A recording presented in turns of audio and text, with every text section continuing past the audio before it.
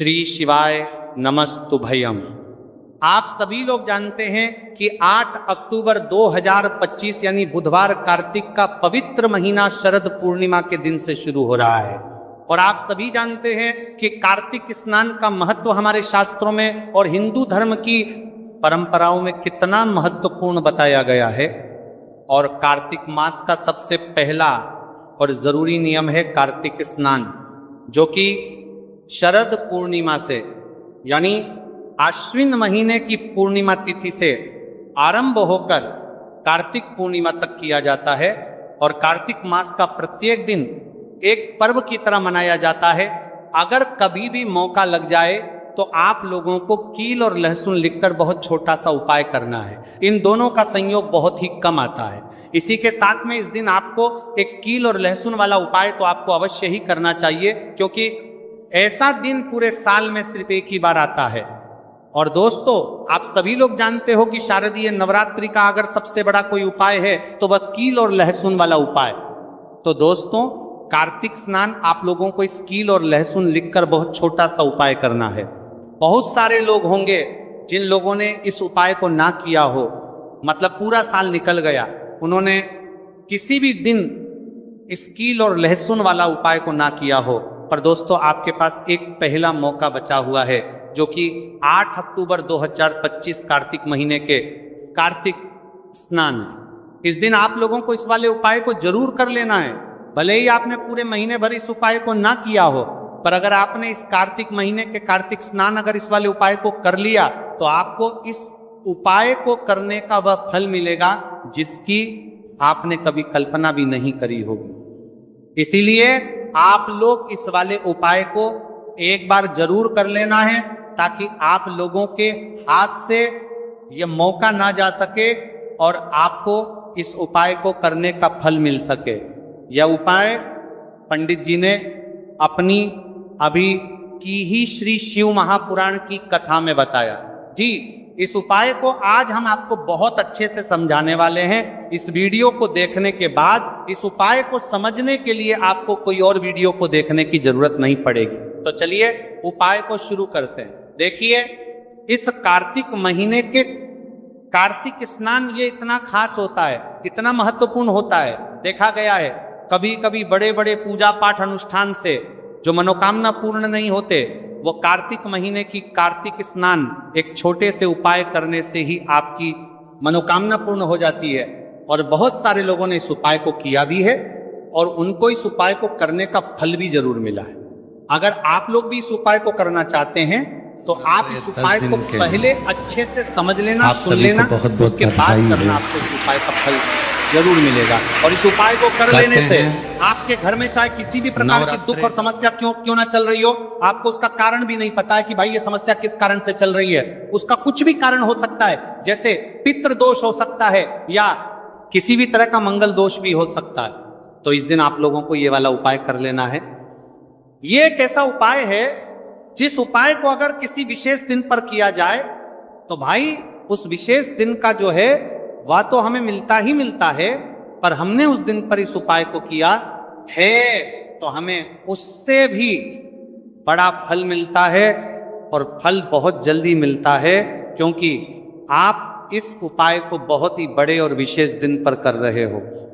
तो चलिए अब उपाय के बारे में बात करते हैं, लेकिन उससे पहले आप लोगों को यह जानना आवश्यक है कि आखिर ये उपाय किस समय करना है, किसको करना है और कैसे करना है। तो चलिए हम आगे आपको वीडियो में एक एक करके बता देते हैं। लेकिन उससे पहले, अगर आप लोग हमारे चैनल पर पहली बार आए हैं या फिर मेरी आवाज आज पहली बार सुन रहे हैं, तो हमारे चैनल को सब्सक्राइब जरूर कर लेना और इस वीडियो को लाइक करके कमेंट बॉक्स में श्री शिवाय नमस्तुभयम्, ओम नमः शिवाय जरूर टाइप कर देना। तो दोस्तों, इस कील और लहसुन वाला उपाय को हमें इस नवरात्रि के तीसरा दिन कैसे करना है, किसको करना है, किस समय करना है और कहां पर करना है, ये सारे सवालों के जवाब आपको इस वीडियो में मिल जाएंगे। और जो ये वीडियो देखेगा भाई, उसको कील और लहसुन वाला उपाय जरूर करना चाहिए, क्योंकि इस दिन पीपल के पत्ते का भी बहुत ही बड़ा और विशेष महत्व होता है। आ जाए कील और लहसुन वाला उपाय की तो ये सोने पर सुहागा वाली बात हो जाती है और ये एक बहुत ही बड़ा उपाय हो जाता है इस बुधवार का। तो अब दोस्तों इस कील और लहसुन वाला उपाय को आखिर करना किसको है, सबसे पहले हम लोग वह बात जान लेते हैं। तो देखो, घर की जो बड़ी माताएं बहनें होती हैं, उन माताओं बहनों में से कोई भी एक बड़ी माता बहन इस वाले उपाय को कर सकती है। और दोस्तों अगर आप चाहे तो अपने घर में से सभी सदस्यों को भी इस उपाय को करवा सकते हैं। अगर किसी व्यक्ति की खुद की कोई मनोकामना है, खुद की कोई दुख और परेशानी है जो कि वह अपने लिए ही करना चाहता है, इस वाले उपाय को तो वह खुद अपने लिए भी कर सकता है।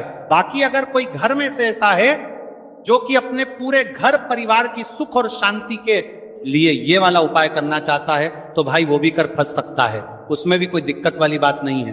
कहने का मतलब यह है कि इस उपाय को हर एक सदस्य भी कर सकता है और पूरे घर परिवार के सदस्य के लिए घर की बड़ी माताओं बहनों में से कोई एक माता बहन भी कर सकती है। माताएं बहनें अगर घर में उपस्थित ना हो या ये वाला उपाय ना कर पा रही हो, तो फिर घर का कोई बड़ा सदस्य भी इस कील और लहसुन वाला उपाय को कर सकता है, चाहे फिर वह पुरुष ही क्यों ना हो, उसमें कोई भी दिक्कत वाली बात में तो नहीं है। उसके बाद में दोस्तों जो अगला प्रश्न निकल कर आता है वह ये आता है, इस उपाय को लेकर के आखिर इस उपाय को हमें किस समय करना है, सुबह के समय करना है कि शाम के समय करना है। तो देखो, इस वाले उपाय को आप लोग सुबह के समय यह भी कर सकते हो और शाम के समय प्रदोष काल में भी कर सकते हो। अब अगर आप पूछो कि भाई साहब सबसे उत्तम समय कौन रहेगा इस कील और लहसुन वाला उपाय को करने का, तो हम आपसे बस यही कहेंगे कि इस उपाय को आप सुबह के समय करेंगे तो ज्यादा बेहतर होगा। बाकी अगर प्रदोष काल शाम के समय भी करेंगे तो भी अच्छा होगा, उसमें कोई भी दिक्कत वाली बात नहीं है। तो अब दोस्तों जो अगली सबसे बड़ी और महत्वपूर्ण बात आती है वो ये आती है कि सुबह अगर हम उपाय को करेंगे तो हमें कितने बजे से लेकर कितने बजे तक के बीच में करना है, और शाम के समय प्रदोष काल में करेंगे तो हमें कितने बजे से लेकर कितने बजे के बीच में करना है। तो देखो, सुबह जितनी जल्दी हो सके आप उपाय को करने की कोशिश करना। बाकी अगर किसी कारणवश लेट मरने में लेता है, कितने बजे से लेकर भी हो जाओ, थोड़ी देर भी हो आए तो 10 या 11 तड़ा बजे तक भी आप उपाय कर लेना पर 12:00 बजे से ज्यादा देरी ना हो, ठीक है, इस बात का ध्यान रखना। उसके बाद में दोस्तों अगर शाम के समय प्रदोष काल की बात करें, प्रदोष काल का जो समय है होता है वह शाम के 6 बजे से शुरू हो जाता है। मतलब शाम के 6 बजे से लेकर 7 बजे के बीच का जो समय होता है, ये समय प्रदोष काल का समय होता है। तो आप इस उपाय को साथी तवा अति ततिया इसी 81 बजे के बीच में भी कर सकते हो। मतलब शाम के 6:00 बजे से रात 8:00 बजे के बीच में आप कभी भी इस वाले उपाय को कर सकते हो, उसमें कोई भी दिक्कत वाली बात नहीं है। तो चलिए जानते हैं इस विशेष उपाय के बारे में। लेकिन उससे पहले एक प्रार्थना, अगर आप चैनल पर नए हैं तो कृपया चैनल को सब्सक्राइब अवश्य कर लें और वीडियो को लाइक करके कमेंट बॉक्स में जय श्री हरविष्णु जी, जय माता लक्ष्मी जरूर लिख दें, जिससे कि भगवान श्री हरविष्णु जी और माता लक्ष्मी जी की कृपा सदैव आप और आपके परिवार पर बनी रहे और आपको कभी भी धन से संबंधित किसी प्रकार की कोई कमी न आपको करके परिवार पर बनी रहे और कभी भी कमी ना होगी। आज का ये वीडियो बहुत ही खास होने वाला है क्योंकि मंगलवार में किए जाने वाले 3 विशेष उपाय आज आपको इस वीडियो में बताए जाएंगे। ये उपाय आप अपनी समस्या के अनुसार कर सकते हैं। इन उपायों में आपको धन प्राप्ति के उपाय बताए जाएंगे, आपकी मनोकामना पूर्ति के उपाय बताए जाएंगे, जीवन में किसी भी प्रकार के संकट चल रहे हैं, समस्याएं चल रही हैं तो उनको दूर करने के उपाय बताए जाएंगे। चलिए जानते हैं पूज्य गुरु जी द्वारा बताए गए सबसे पहले और सबसे खास उपाय के बारे में।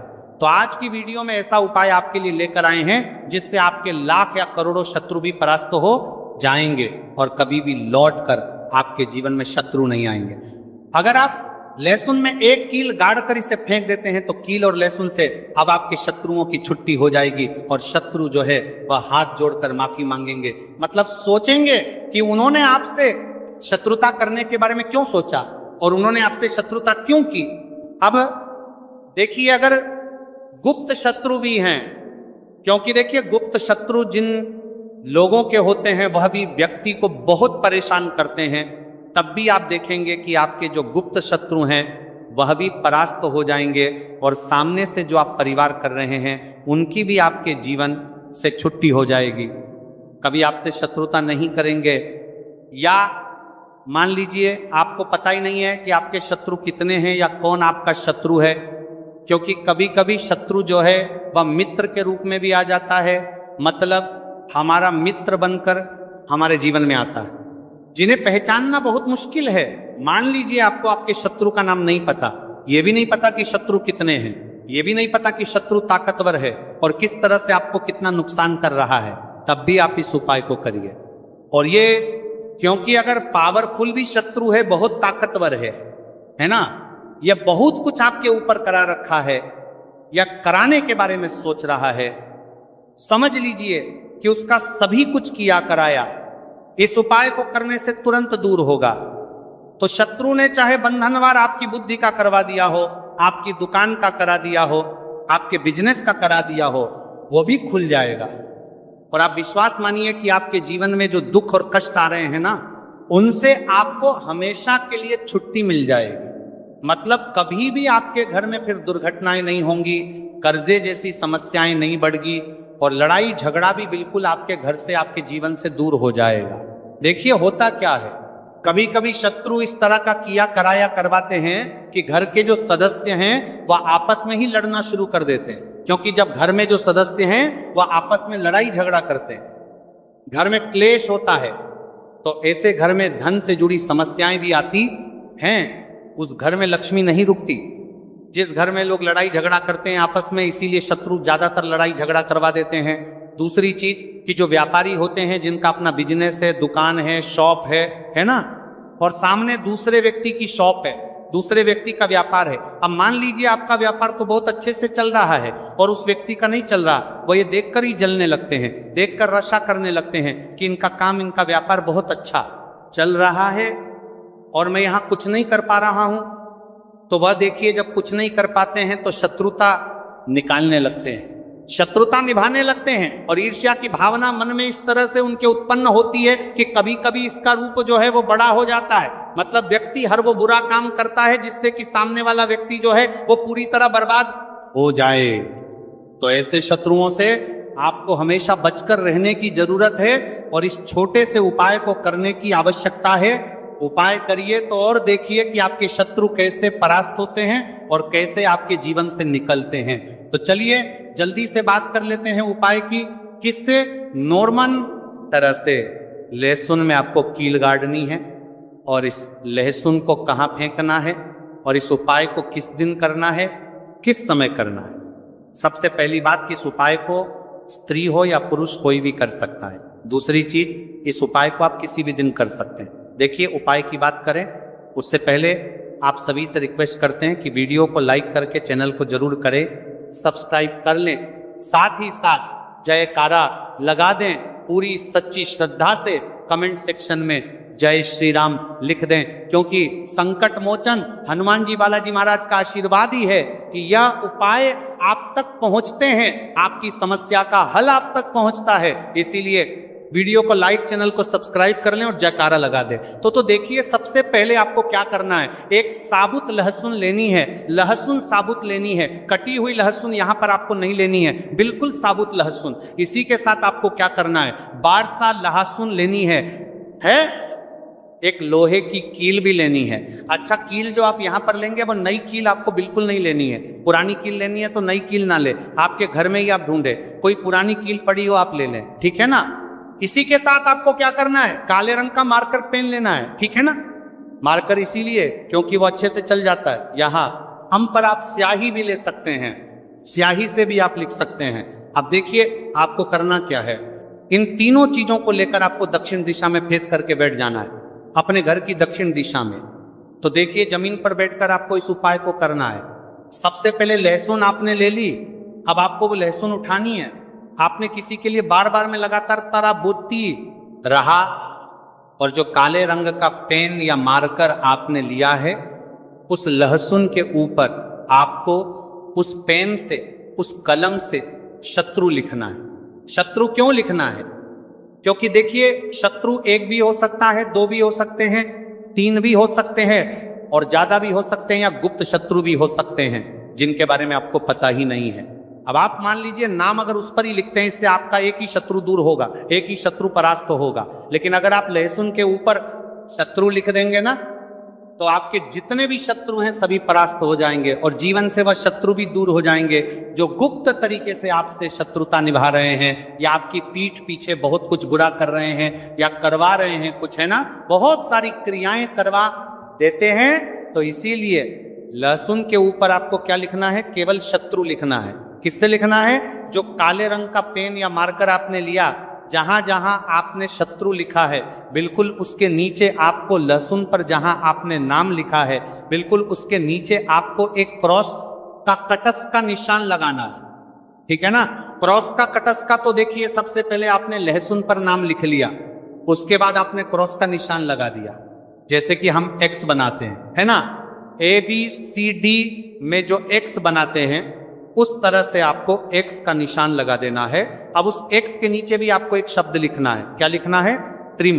ठीक है ना? क्या लिखना है? त्रिम। देखिए ये जो त्रिम आपने लिखना है, ये सिर्फ एक बार लिखना है। एक्स के नीचे सिर्फ एक बार, इतना करने के बाद आपको एक मंत्र बोलना है। तो मंत्र आप ध्यान से सुन ले, ठीक है ना? मंत्र स्क्रीन पर भी आपको मिल जाएगा, यहां से आप नोट कर लें। ओम क्रीम क्रीम शत्रुनाशिनी क्रीम क्रीम फट स्वाहा। तो मंत्र देखिए, आपको फिर से बता रहे हैं, ओम क्रीम क्रीम शत्रुनाशिनी क्रीम क्रीम फट स्वाहा। इतना आपको 11 बार बोलना है। मतलब ये जो मंत्र है, ये मंत्र आपको 11 बार बोलना है। और मंत्र जब आप बोलेंगे उसी समय आपको उस कील को, जहां पर आपने अपने शत्रु का नाम लिखा है या शत्रु लिखा है, वैसे तो शत्रु ही लिखिए, नाम मत लिखिए, उसी शत्रु शब्द के ऊपर आपको उस कील को गाड़ देना है। कब गाड़ेंगे? कील को जब मंत्र बोलेंगे तो बस कील गाड़ने के बाद आपको क्या करना है? उस लहसुन को उठाना है।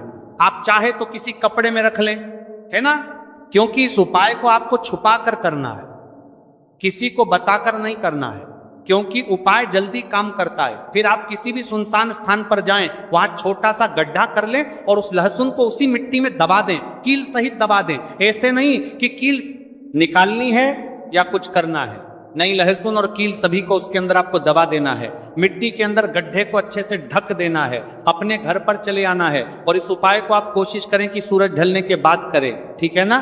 जैसे ही सूरज ढल जाता है, हल्का सा अंधेरा होता है, उस समय कर ले तो ज्यादा उत्तम है।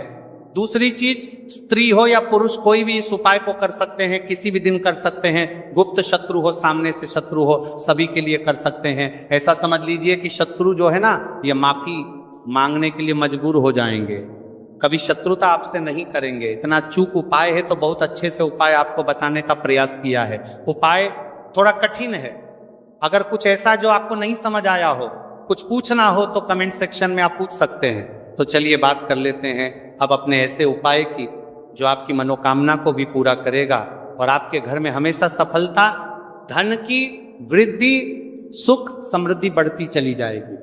अब देखिए, पीपल का जो पेड़ होता है, इसमें माँ लक्ष्मी और श्री हरिविष्णु का वास होता है। तो आपको क्या करना है?